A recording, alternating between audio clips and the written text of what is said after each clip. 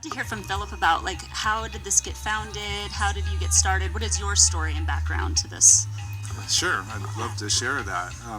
So I'm a professional geologist. I do landscape geology work, environmental geology work, and for almost 30 years I've been a conservationist, mostly in the Colorado River Basin when I was younger. And I became an expert boatman.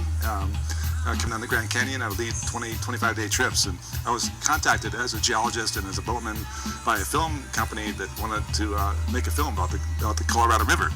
So I guided and led 3 trips for this film crew down the Colorado River, 25 days, 20 people. It's quite involved. And the filmmaker, the producer, and I, this is 25 years ago, the film producer and I became fast friends. And he said, I have projects in Sri Lanka and India, and I'd like to have you help because I'm really good at research and logistics.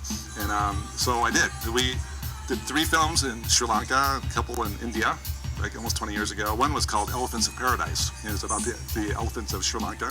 And we followed around the country's veterinarian as he did his elephant relocations and other DART medication for sick elephants. And I fell in love with the people and the elephants. So over the succeeding years, the next 10 years, I monitored what was going on there, and I have a geowandering.com, a tour company where I guide people all over the world beyond the Grand Canyon, and as well, do conservation-based work. But anyway, in so doing, I found that the Sri Lankan government was doing bad things, actually stealing habitat from the elephants.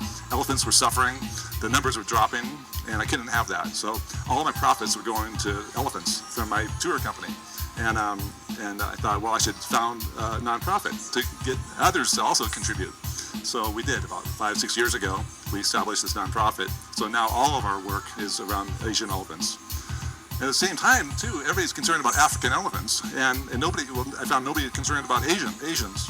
So we filled that void.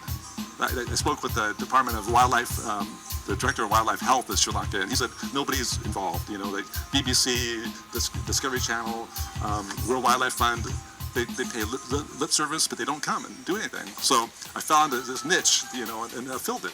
I think we are one of the most popular of the nonprofit NGOs doing this kind of work. So it's been very fulfilling to me. You look very fulfilled. Thank you. Thank you so much.